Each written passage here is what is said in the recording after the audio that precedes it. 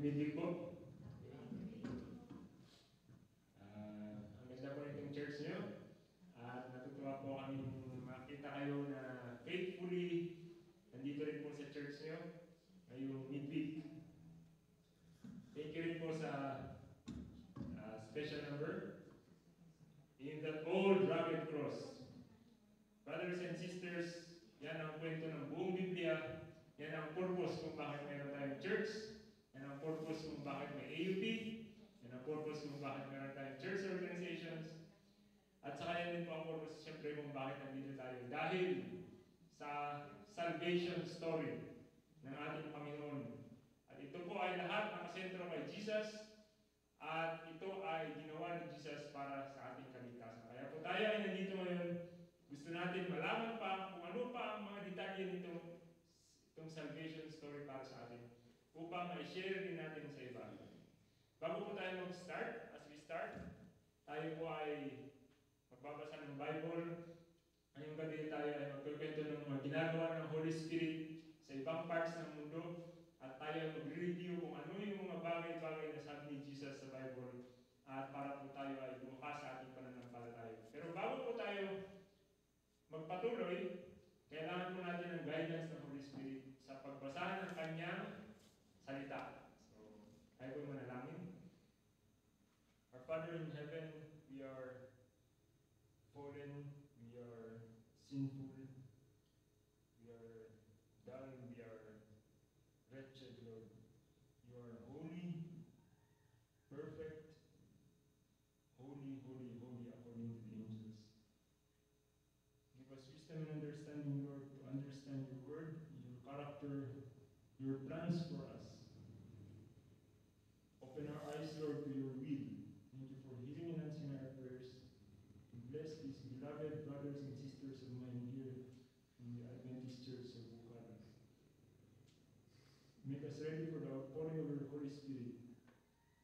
Please bless my utterances that I may represent you, your character and your word fairly and as best I can. Bless my emphasis, my words, and my understanding also. Thank you for hearing and answering our prayers in Jesus' name. Amen. The greatest need. Oops, parang kulang ng T. Kailangan. Adventism's greatest need po. Ina-advertise ko dapat dahil napakaganda po, napakaraming magagandang kwento dito sa librong ito. Kaya lang, ang hirap bilhin kasi galing sa States. Ito po ay hirap ko lang. Ang author po nito ay si Pastor Ron E. Close. Ang title ay Adventism's Greatest Need, the Outpouring of the Holy Spirit. And tatalakayin po natin yung last chapter, pinakamagandang at pinakamaraming kwento ngayong gabi. Ito po ay ang author po, si Ron Close, Pastor Ron Close, ay speaker siya ng Week of Prayer sa Ayas ng isang linggo yata yun. Last week, so we were there and he's the North American Division Field Secretary, also North American Division Evangelism Institute Director, also teacher at Andrews University. He also taught in Southern Adventist University for 14 years, so very Adventist guy. And I look, he's just collecting testimonies, copying from Ellen G. White in the Bible. So, very nice compilation from Pastor Close.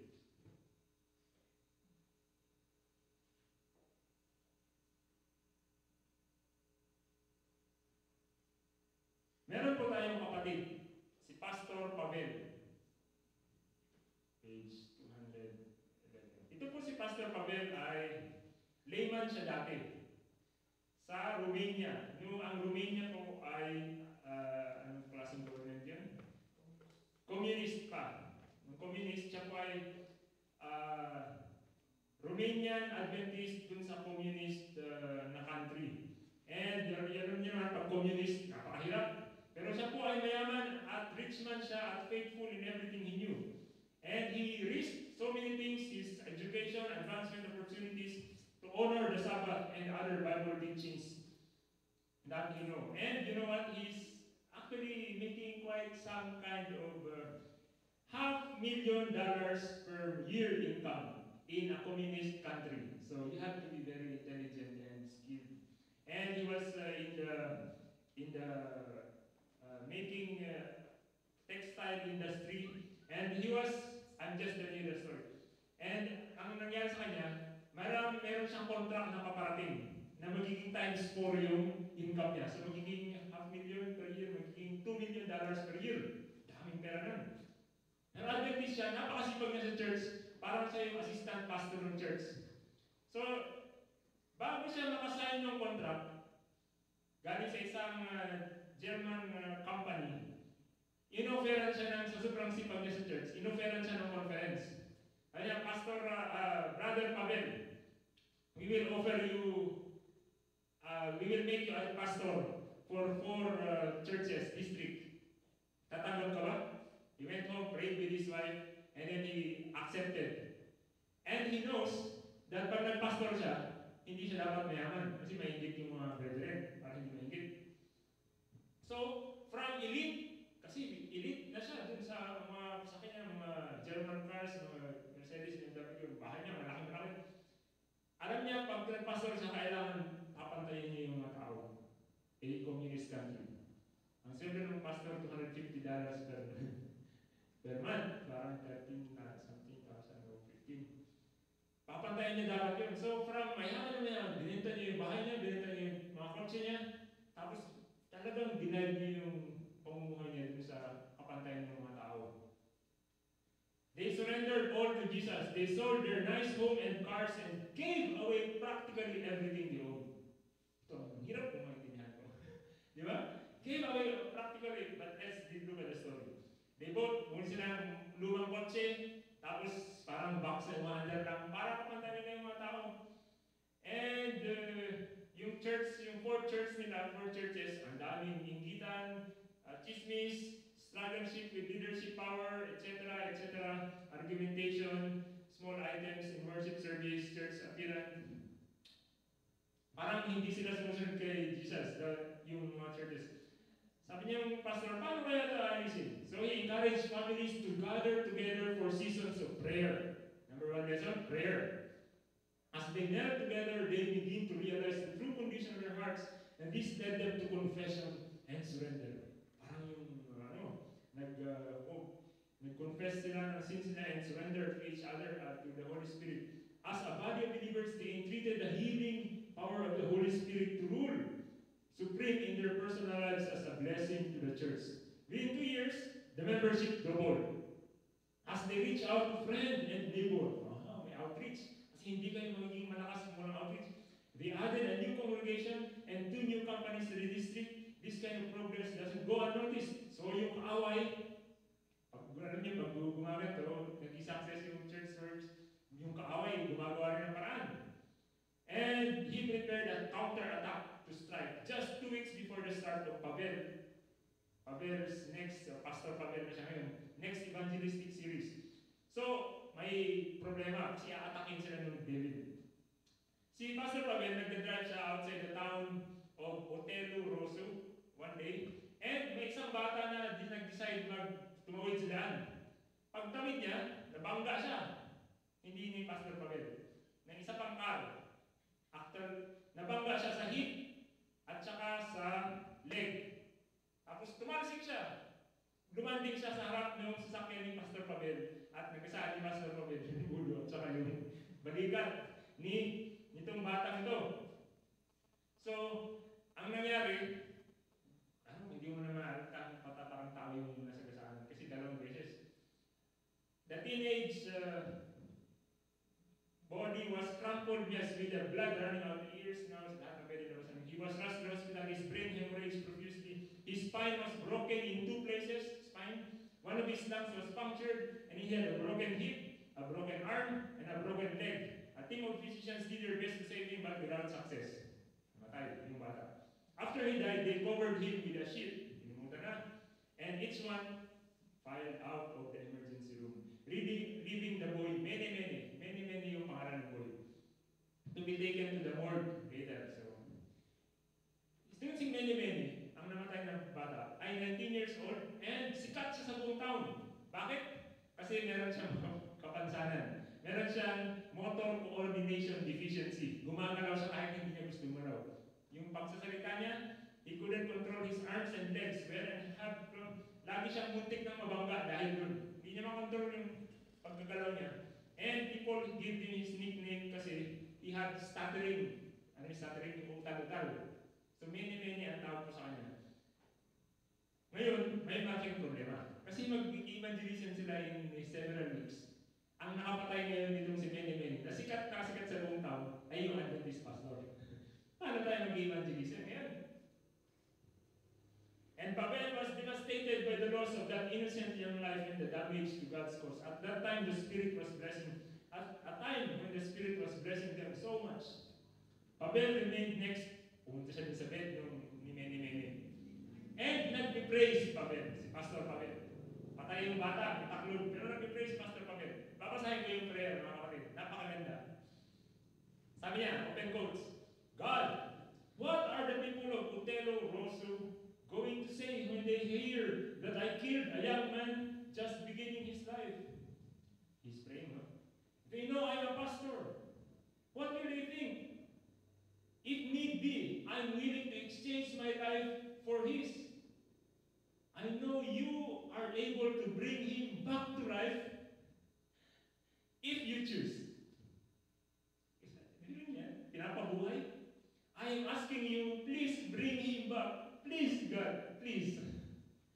Hindi yung gustong mangyari Pastor Pavel. Gusto niyang buhayin ng Diyos yung bata. Na dalawa, bali sa spine, basag ang hip, brain hemorrhage, lahat ko ng pwede labas ang dugo. Nakita siya ng doktor. Sabi niya, go home. Sabi niya, kanina pa yan patay na talaga yan. Dapat kung nag-pray ka, kanina pa mag-pray nung buhay pa. Ngayon, patay na. Sabi ng doktor, just face it, it's over. Wala na yan. Pero ang maganda ito mga kapatid, Pavel believed in a bigger God than those communist doctors have ever dreamed of. Mas malaki yung Diyos natin kaysa kung alam ng mga communist doctor. Back home, umuwi na siya. He and his wife spent the entire night pleading before God that if there was any way to restore the young man's life for God's honor, okay, for God's honor and glory, please do it. And they accepted God's will whichever way it went. So, pray sila all night, pero ina-accept nila, kung gusto ng Diyos mabuhay, good. Kung ayaw ng Diyos mabuhay, God's will is God's will. No problem. Pero yun ang request nila. In the morning, Pavel returned to the hospital to meet the family. But, instead, he found a commotion around Mene yung bata, who was now sitting up in bed. Sitting up in bed. He was alive, eating. Kumakain siya na almusal. Patay na ito kagaling. A host of medical professionals crowded into the room, bewildered, comparing x-rays. X-ray kagaling, x-ray ngayon.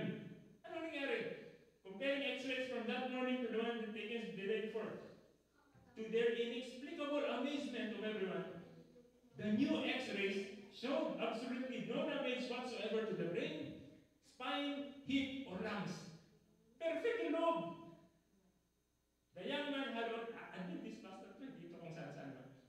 The young man had on, alam niyo yung mga story, nung New Testament na, Old Testament, kung saan na religion. Ito, estudyante ito ni, Pastor Ron. Student niya, kaya alam niyo ko ito. The young man, so no damage inside. The young man had only a broken arm and leg. In addition, his speech was perfect for the first time in his life. Simula pala pinanganak to, utal-utal na no. Pero ngayon nabangga, namatay, nabuhay, ayos na yung pananalita niya, friends. Grabe. Ano yun? The stutter was gone, and when the teen was discharged, nung maayos na yung kanyang paa at saka yung broken arm, they saw that he had full control of his arms and legs.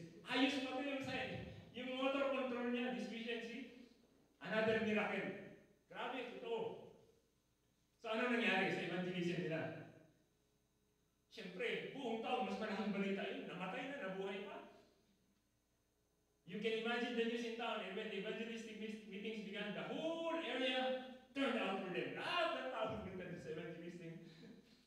They packed the church with many staying for questions after his presentation. The result, the church doubled its membership again.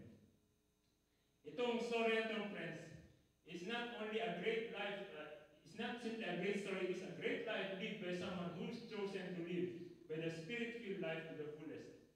Pavel is my student and currently he's 250 nasa US na siya ngayon. So, galing ng kwento, no? Totoo ito, friends. Ngayon lang ito. 2011, copyright 2011. So, ang work ng Holy Spirit, friends, sa Old Testament, mas maraming dumami sa New Testament. At sabi ni Jesus I think John 12:16, if I'm not mistaken, truly, mas marami pa kayong gagawin kaysa dun sa ginawa ko. So, paano tayo nakaroon ng Holy Spirit? Diyan natin malalaman ang empowerment ng Holy Spirit. Ang nakikita ko dito, friends, ang blessings ay proportion to self-sacrifice. Iyon din ang na-observe ko sa aking experience spiritually. Mas marami kang gastos sa ministry, mas marami kang kapaguran sa ministry, mas marami kang sinusurrender sa Diyos sa ministry, mas kinocomfort ka ng Diyos sa ministry. Minsan nakikita, may mga kwento ako, tingnan yan, sell all that you have and give to the poor. Sineryoso ni Pavel yung sabi ni Jesus na, if you want to follow me, sell all you have and give to the poor. Alin yung poor dito? Yung hindi yung poor na mga, poor din yun, pero spiritually poor. Sineryoso niya yung Diyos. Nung siya ang humiling sa Diyos, sineryoso rin siya ng Diyos. Di ba? Ito yung rich young ruler sa Luke 18:22. At saka, katulad din yung sa Pentecost. Di ba sa Pentecost, yung mga disciples, tininda nila yung mga lupa nila, pati yung mga members, tapos nag-pray sila sa isang room na 10 days silang praying and fasting. Kumakalog na yung room. Tapos nagkaroon sila ng mga tongues of fire. So, I think blessings in proportion to self-sacrifice. Sabi din sa Acts 4:32, the multitude of them that believed were of one heart and one soul. Neither said any of them they owed the things which possessed was his own. Di ba pag nag-ministry tayo, pag napakasipag natin sa ministry, parang it doesn't matter kung kanino yan o kung kanino yan, di ba? Parang sige lang. Na-experience namin ito sa mga ministry every time. But they have all things in common, and with great power did the apostles witness of the resurrection of the Lord Jesus, and great grace was upon them all. So we are now looking, kasi kailangan, pag may experience tayo, friends, paano mo nalaman, kasi sabi ni Jesus, in the last days, marami rin mga miracles na ganyan, mga ginagawa ng mga false prophets. Paano mo malalaman kung yung miracle, yung kababaran, yung extraordinary things ay from God o from? Siyempre, i-check mo sa Bible. Kaya tinitingnan natin kung ano nangyari sa Pentecost. Kasi doon mo lang malalaman kung niloloko kayo ng kaaway. Kasi kaya rin gumawa ng miracle sa kaaway. Kaya i-check natin lagi ang ating mga experiences at saka yung mga reaction natin sa mga experiences. I-check natin dapat sa Bible. Pag wala yung kapareho sa Bible, mag-iingat tayo. Baka, iba. 2 Corinthians 6:9, but this day, he which soweth sparingly shall reap also sparingly, and he which soweth bountifully shall reap also bountifully. Yan ang principle ng proportion to self-sacrifice. Now he that ministereth seed unto the soweth both minister bread for you and multiply your seed sown and increase the fruit of your righteousness, being enriched in everything to all bountifulness which causeth through us thanksgiving to God. Another principle, blessed are the poor in spirit, for theirs is the kingdom of heaven. And before the giving us the baptism of the Holy Spirit, our Father, Heavenly Father, will try us to see if we can live without dishonoring Him. Kaya pala minsan, may mga pagsubok tayo. Para malaman ng Diyos, ma-prove niya, kasi baka pag binigyan niya tayo ng maraming pagpapala, tayo maligaw. So, yan pala yung sabi dun sa Selected Messages, Volume 3, page 426. Another thing, the church is asleep as to the work it might do. If it would give up all could be an argument of the reality and power of the gospel which the world do not misunderstand or gainsay, and abundant blessings will be poured upon the church. Okay? Ano pa? Marami lang yan. Ito, the promise is not appreciated as it should be, and therefore the fulfillment is not seen as it might be. Seryoso pa na itong mga promise ng Holy Spirit na ito. Buhay ang mamatay. The promise of the Spirit is a matter little thought of. And the result is only what might be expected. So hindi natin piniklaim dahil hindi natin alam kung gano'ng kaseryoso. Spiritual drought ang result. Spiritual darkness. Spiritual declension. And death. Spiritual death. Minor matters occupy the attention. Minor matters. Ano yung minor matters niya? And divine power which is necessary for the growth and prosperity of the church, which will bring all the blessings in its train. Ano? Which will bring all other blessings in its train. So, ang pinakamahalaga talaga pala, outpouring of the Holy Spirit. Kasi, ang susunod dyan, lahat ng kailangan natin, all its blessings in its train, is luckily offered in its infinite plenitude. Infinite na, walang katapusan. Plenitude ba? Napakarami. Next, it is the absence of the Spirit that makes the gospel ministry so powerless. Learning, talent, eloquence, every natural or acquired endowment may be possessed. Magaling magsalita, magaling mata, magaling matalino, logical mag-present, enthusiastic. Pero friends, Holy Spirit para talaga ang nagbabago ng mga hearts ng mga tao. Magsisi. Saan yan? Without the presence of the Holy Spirit, no heart will be touched. No sinner won to Christ. On the other hand, if they are connected with Christ, if the gifts of the Spirit are theirs, the poorest and most ignorant of his disciples will have a power that will tell upon hearts. So, if you think you are poor in spirit, no problem. God will make up for the deficiencies. God makes them the channels for the flowing of the highest influence in the universe. Meron ditong kwentong isa pa.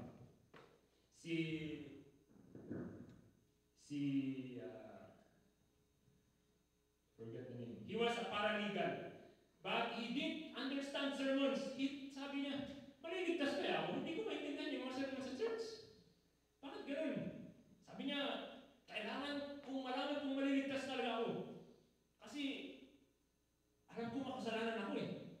Hindi niya maintindihan yung sermon sa church, yung prophecy, hindi rin niya mag-gets. Pero may isa siyang naiintindihan na makasalanan siya at kailangan niya si Jesus. So, sabi niya, kailangan malaman ko itong, dapat masolve ko ito kung ano ba talaga itong kaligtasan na ito kasi stress talaga siya. Basa siya ng Bible 2 days straight. Basa. Walang nangyayari. Sabi niya, bakit parang wala akong makakita na nangyayari sa akin? Hindi mo na ako naliligtas. 2 araw na ako nagbabasa ng Bible na wala ibang ginagawa. Hindi na ata ako maliligtas. Sabi niya gano'n, pumunta na siya sa office niya. Parating niya sa office, parang niya nagsalita sa isip niya. Ano bang hinihintay mo? Why are you working out your own salvation? Huwag ka na pumunta sa office, punta ka mag-pray ka. Sabi niya, ba't gano'n? Kinuha niya yung Bible niya. Pumunta siya sa mga kahoy. Nag-pray siya. Parang hindi siya marunong mag-pray. Ang hirap mag-pray. Nahiya siya baka marinig siya na higa. Kaya tumawag sa mga kahoy. Pero nag-pray siya, friends. Tapos meron naka-receive siya ng na-open sa kanya yung atonement, sacrifice. Parang in-present sa kanya ng Diyos yung grace. Tapos nangyari yung pagkagabirin. Tapos parang may outpouring ng Holy Spirit sa kanya na parang daw fire. Ngayon, fire ha? Meron bang ganyan sa Bible? Ha? Sabi ni Ellen G. White, sabi niya parang electric. Tapos, alam niyo nangyari sa kanya? Naging siyang napakagaling na evangelist. Na, pag may kinausap siya, nagsisisi, kahit 2 minutes na niya kausapin. Nag-uiyak, tapos talagang nalalaman, nai-impress siya na napakakasalanan na gusto nilang itama ang sarili sa Panginoon. Minsan pumunta siya sa factory. At pumunta pala siya sa isang police station. Karamihan ng police, naging Christians. Punta siya sa hospital, karamihan yung employee sa hospital, trained Christians. Punta siya sa factory, kinausap niya isang worker. Nag-iiyak ito at saka talagang na-impress siya na ganito. Sabi ng co-worker, bakit ganyan ka? Kasi ganito. Tapos pati yung katabing worker, kasi buong factory na, nagaling na, pati yung boss.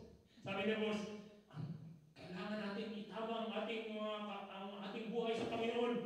Huwag muna tayo mag-work ng isang linggo. Lahat tayo, day off, week off.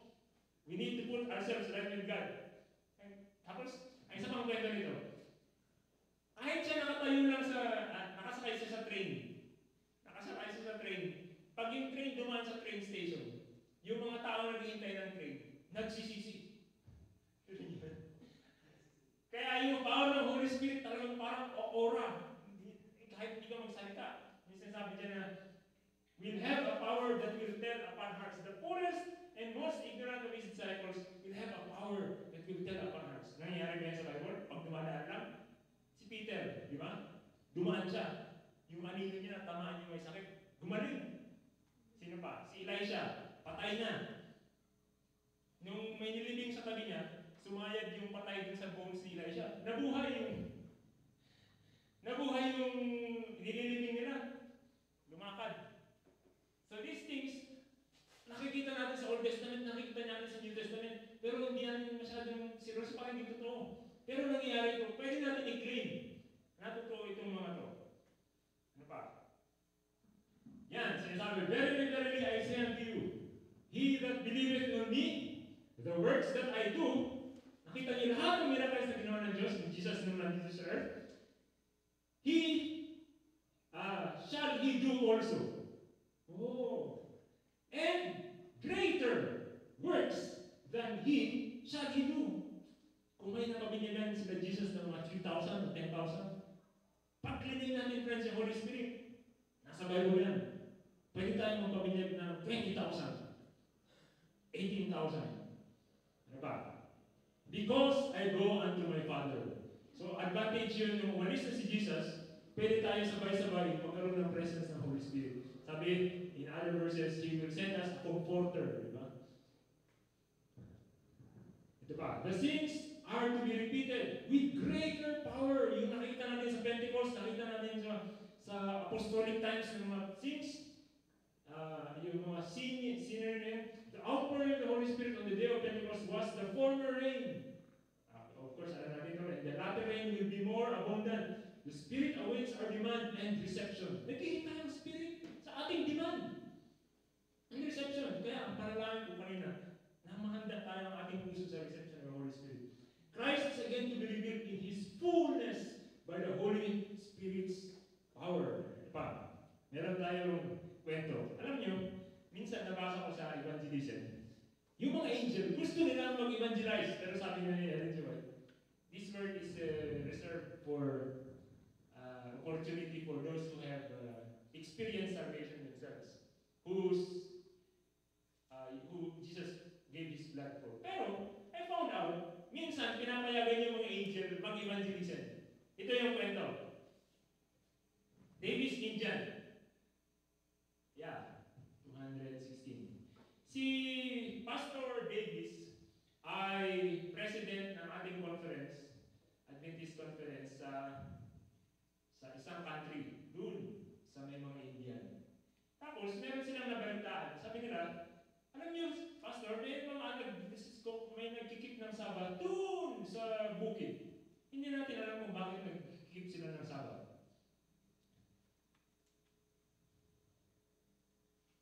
Yan, in 1910, reports kept coming to the British Guyana mission office that there was a tribe perched in the Roraima Mountains bordering with Venezuela, which kept the Sabbath tribe.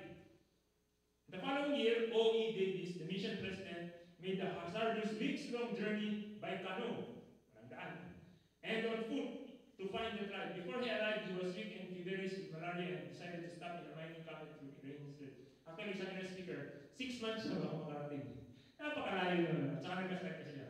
We have been waiting for years to come. One day while sitting outside and reading his Bible, lesson number 2, read your Bible. Read. Nabasa niyo ba? I joke, my friends. Ano ba tayo? Bible believing 100% of the Bible do you believe? 100%? Bakit nabasa niyo ba 100% ng Bible? It's not that I'm teasing people, but we have to read the Bible. 100%, cover to cover. Kung hindi man natin mabasa sa dahil masyadong makapal, meron tayong Bible MP3, di ba? Pwede natin i-play sa ating cellphone o kaya sa MP3 player sa computer.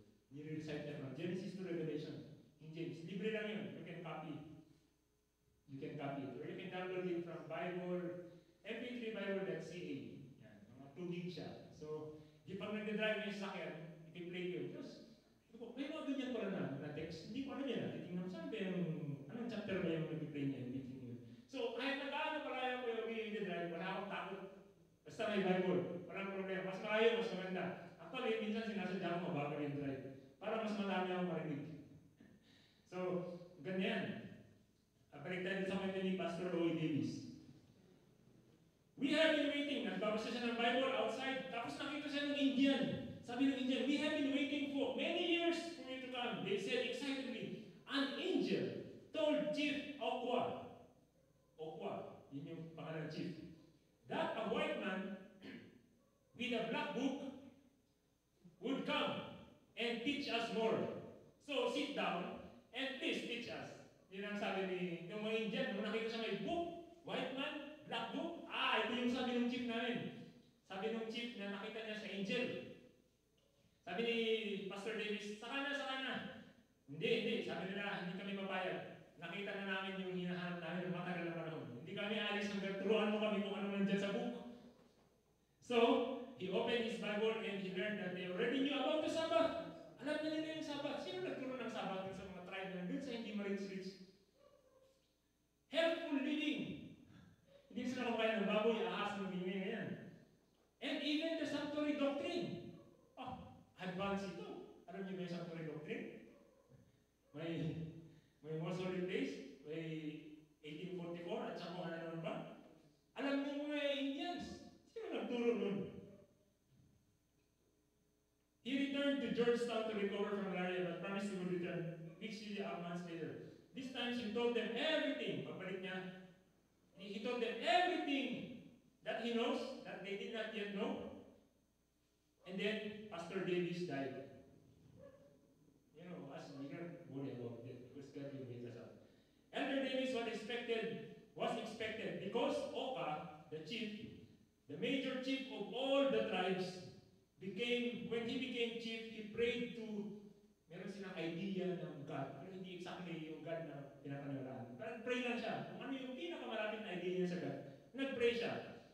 He prayed to the Great Spirit for days siya nag-pray to help him be a good chief for his people. Shortly after his prayer, while speaking to the people, he received his first vision.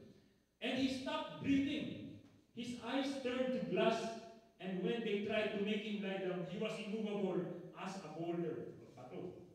Then, when he came out of his vision, he told them, a person like a bright light came and talked to me, telling me things that you should do. Kasama na din yung Sabbath.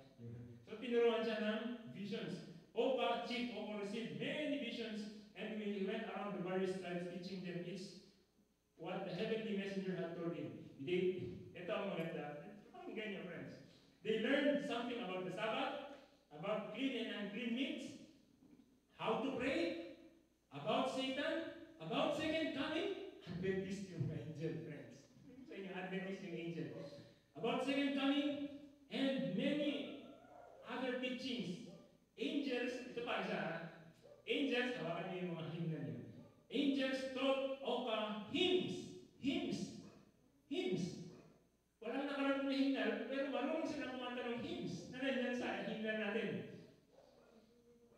In multi-part harmony, quartet pa, duet, hindi lang melody. So he could teach them, his people, songs like, Shall we gather at the river, there's not a friend like the lowly Jesus, and other hymns. Tinuro ng angel. He was told not to rule by force and not to kill, introducing Oka to a whole new way of life. So much transmission was taking place between heaven and the earth that they made a special bed for Oka, and whenever he didn't know what to do, he lay on the bed. asking the Great Spirit to show him what to do. So pag hindi niya alam, nagpipray lang siya. Baka kayo, nag-ano na kayo, nag-iisip na kayo, ba itong pinagito ni Sir Lim? Binabasa ka ng punito sa buko. At gusto kong malaman nila, what readers are saying. Kilala niyo ba si Jack Blanco, Professor Emeritus Southern Adventist University? Debra Brill, Vice President, Ministries, North American Division. Alejandro Bullion, Russell Burrill, Carlton Bird, Herbert Douglas, Mark Kinley, General Conference, Bob Falkenberg Jr., Daniel Jackson, President, NAD, Ruthie Jackson, Don James. Ito po yung mga tao na review ng book. At nag-promote din ang book. Esther Nat, Justin McNeilus, President GYC, Derek Morris, nakita niyo sa TV, Editor, Ministry Magazine, Jerry Page, Ministerial Secretary, GC, Angel Manuel Rodriguez, Director, BRI, etc. Bumalik tayo. Non-body. These have been read by our readers. And these are also from our readers. Nasaan na tayo? So, yun yung nangyari kay O.E. Davis. Before Davis died, he told the tribes, God will send another God man to you. Kaya, in 1972, Alfred and Bethel became full-time missionaries to Davis Indians. Gusto nila ang pangalan nila Davis Indians. Hindi na kami Indian lang. Ang pangalan namin Davis Indian. In honor of Pastor Davis, O.E. Davis. So yun ang nangyayari. Sabi kasi sa Acts 14:17, God has not left Himself without a witness. So, minsan, pag tinasa niyo Revelation, meron din parang paragraph na God allowed the angels to go and spread all the world. So, ito yung pwedeng interpretation nun. Na minsan, pinayag ng Diyos yung mga angels. Meron pang kwento yung Karen people. Nasaan yung ating Karen people? 218. Meron naman Karen people. In 1763, 800,000 Karen people sa Myanmar, I wish I can ask my friends, Myanmar friends, were ready to encounter the first white man with the Bible and accept Christian teachings. Bakit? They had a system of belief that apparently predated both Judaism and Christianity. Their belief in a supreme deity called Yiwa, however, was incomplete. So the Karen people expected their religion to be complete when white foreigners came to share it with them.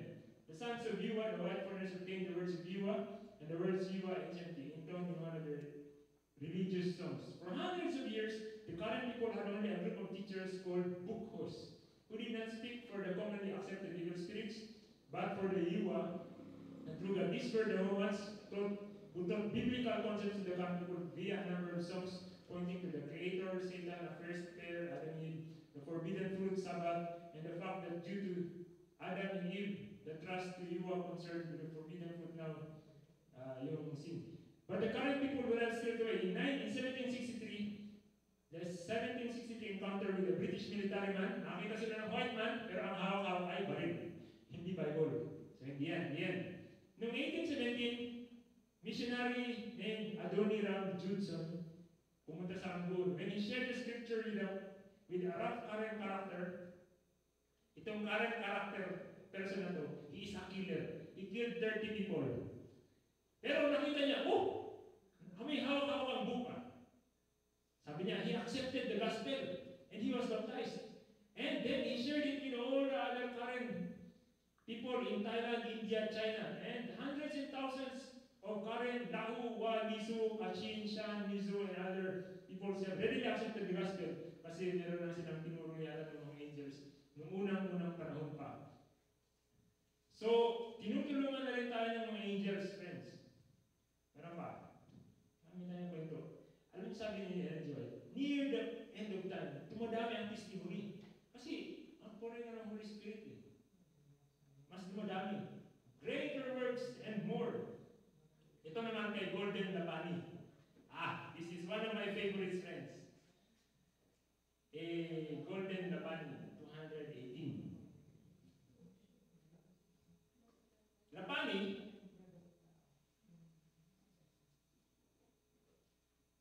kahit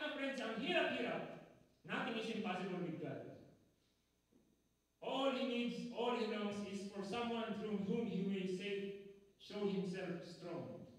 Gordon Lapani is such a man. Some may remember him as being introduced. So this guy, Gordon Lapani, he was introduced in the 2005 General Conference in St. Louis. His story is very short. Lapani grew up as a Muslim in Malawi. And he got sick. He had 3 dreams in which Jesus appeared to him and told him to become a Christian. And that he would be healed. He began reading the Bible. Bible naman. Kapangyarihan to, friends. It changes people. Immediately, he quit his work as a biology teacher. Teacher pala siya. Sa Nori. Bought some land to farm. Nag-farmer na lang. And dedicated almost all his time to work for Jesus. Hindi na siya nagturo. Hindi siya nag-farm. Nag-farm na lang siya. Kasi yung farm, pagtanim ka, hintayin mo tumubo. Pwede ka mag-evangelism. Yun ang naisip niya. As a result of his decision, he had been stoned, burned, poisoned.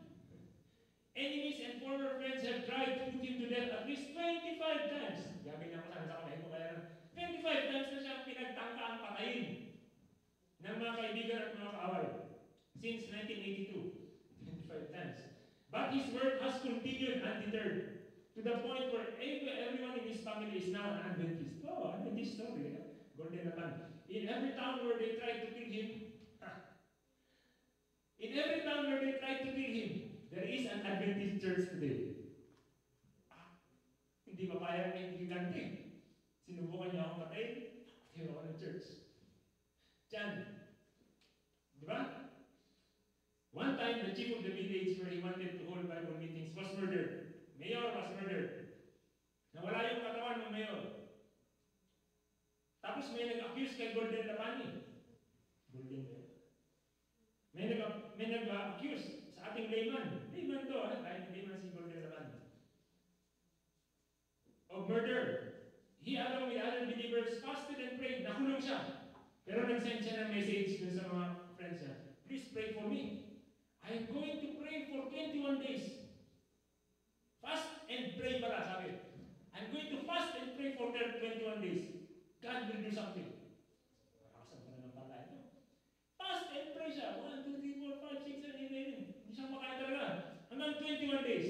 Ika-21 day, lumutang yung katawan ng mayor galing sa ilalim ng ilog. Pati yung batong pinalian ng katawan, lumutang. Nakita nila yung katawan. Nakita nila na hindi pala siya pumatay. Ang pumatay yung kapatid ng mayor. Hindi na set free siya. Di anong gagawin ng tao? Grabe ang pala ng palatay. Mapalutang yung bato. Ang lesson doon? Fasting and praying. Tsaka evangelism. Anong ginagawa ni Gordon Lapani? Sabi niya, on the 21st day, the chief body floated out from the water of the river, even though it was attached to large rocks, and the assassin had used to sink him to the bottom. Your God is a miracle God, people said. Now there is a church with 80 members in that village. Grabe. Lapani's method is similar everywhere he goes. Ganito ang ginagawa ni Gordon Lapani. Pupunta siya sa village. He asked permission from the village chief or elders to visit the community. He brings with them food, medicine, and clothes for the children. He prays for them and sees many answers to prayer. Sineryoso niya ang Diyos eh. Sineryoso niya ang Diyos. Then he starts giving Bible studies. After creating so much goodwill, mahal na siya ng mga tao, pinakain mo, dinamitan mo, at saka ginamot mo, tapos bentuhan mo ng Bible story. The Holy Spirit is working through him. He is hardly refused, and after a group has been baptized, making up a new church, he leaves 5 Bible workers. Itong Bible workers na to, hinahire niya, sinesertahan niya, galing sa farm niya. So yung farm niya, God blessed it, and nag-hire siya ng sarili niyang Bible workers as a layman. He leaves the 5 Bible workers to continue to instruct and equip them for 6 months before they leave to the new town. Town. In the last 25 years, ilan yung napabaptize nila? Last 25 years ng ganun. Ilan? 18,000. souls were led to baptism, and half of them are Muslim. Oh. Kaya sinasabi, with God, all things are possible. Sabi rin sa Paul, sa Corinthians, you are our letter. Kasi yung buhay mo mismo ang pagpunta doon, yun na yung letter ng Gordon Lapani. Known and read by all men. Sa buhay ni Gordon Lapani, nakikita nila, God really loves them. Kaya, yun, kumbaga na kahit Muslim, pinatay, sinusubukan siyang patayin. Sabi nila, no. We are God's women and women of the Spirit, and through us, God intends to change the world. Now, when they saw the boldness of Peter and John, they perceived that they were unlearned and ignorant men. They marveled that they took knowledge of them, that they had been with Jesus. So praying, meditation, and reading the Bible even makes you smarter than those people who went to school. With my soul I have desired thee in the night. Sino magbabasa sa inyo ng Bible? Far into the night and in the morning. Yea, with my spirit within me, I will seek thee early. In the early, sa morning. Meron akong friends na mga, hinahangaan ko sila. Sabi ko, anong sikreto nito? Parang napakaraming spiritual. Ang na-observe ko sa kanila, friends. Every morning, talagang nagbabasa sila ng Bible. At nagsusulat sila ng sarili nilang devotional. Bible study. May isa pang missionary dun sa India dati na nag-work na siya ngayon sa Ayas. Naging siyang principal ng academy natin.